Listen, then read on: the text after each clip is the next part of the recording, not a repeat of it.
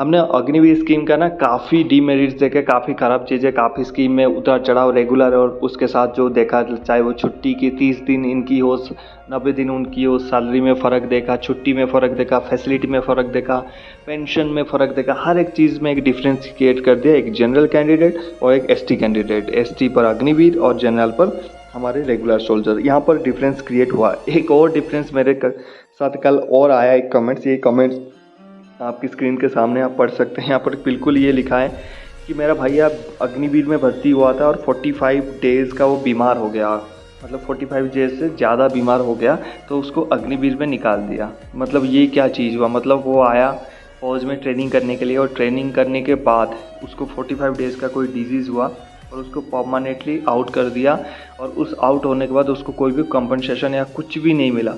अब मेरा कहने का मतलब है, अब वो बंदा क्या करेगा? जो बंदा बीमार हो गया, वो तो घर से तो बीमार होकर आया नहीं था, घर से अच्छा लड़का बन के आया था, फिट फॉर लड़का हुआ था, उसकी फिजिकल क्लियर हुआ था, रिटिन क्लियर हुआ था, मेडिकल क्लियर हुआ था, डॉक्यूमेंट क्लियर हुआ था, सारे क्लियर था। इसका मतलब वो एक फिट सोल्जर था, सोल्जर तो नहीं है लेकिन वो फिट कैंडिडेट था जो फौज में ट्रेनिंग करने के लिए आया था।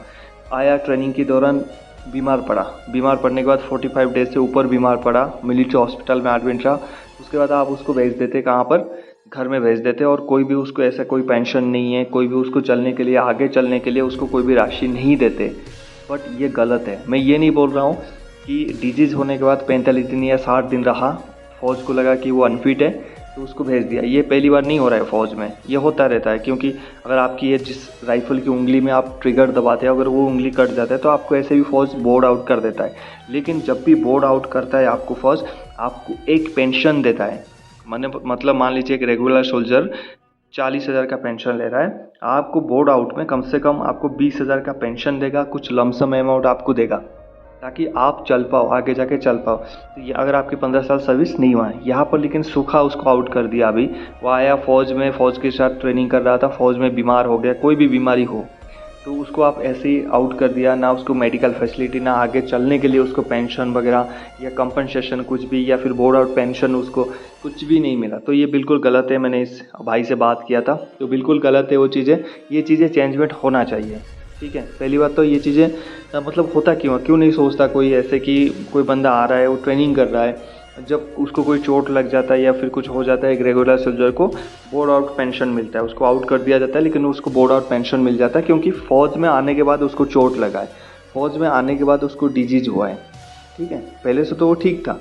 तो यहाँ पर फौज की भी बिल्कुल रेस्पेक्ट क्या बनता है, रेस्पॉन्सिबिलिटी बनता है, और इंडियन गवर्नमेंट का ये खास करके बनता है कि उनको एटलीस्ट कुछ ना कुछ उस अग्निवीर को दिया जाए ताकि वो जो लाइफ है वो उसको चला सके। अभी उसको कौन सी बीमारी है, कितनी क्रिटिकल है, वो उसको कोई नहीं बोल सकता, कितना पैसा खर्च होगा। आपने तो उसको निकाल दिया, 45-60 दिन रहा तो उसको डिस्चार्ज कर दिया। डिस्चार्ज कर दिया मतलब अभी कोई मेडिकल फैसिलिटी भी नहीं है, उसके बाद सिविल से कराएगा, सिविल से कितना ट्रीटमेंट लगेगा, बंदा जिंदा है मर गया, कोई मतलब नहीं। ये चीज़ें चेंज होना चाहिए। जो भी बंदा आ रहा है अग्निवीर में, अगर उसकी ट्रीटमेंट चलता है, 45 डेज से एडमिट होता है, अगर फौज को लगता है वो फिट नहीं हो पाएगा, ओके उसको आउट कर दीजिए, लेकिन उसको at least board out pension, canteen facility और मेडिकल फैसिलिटी उसको मिलना चाहिए इंडियन गवर्नमेंट और इंडियन फौज की तरफ से। मेरा मानना यही है। आप क्या सोचते हैं इसके बारे में कमेंट सेक्शन में बताइए। अगर आप सोचते हैं कि ये वीडियो मैंने जो भी बोला है वो सही है, प्लीज़ इस वीडियो को लाइक और शेयर करिए और उन लोगों के पास पहुँचाइए जहाँ पर इसको होना चाहिए। जय हिंद, हैप्पी यूनिफॉर्म।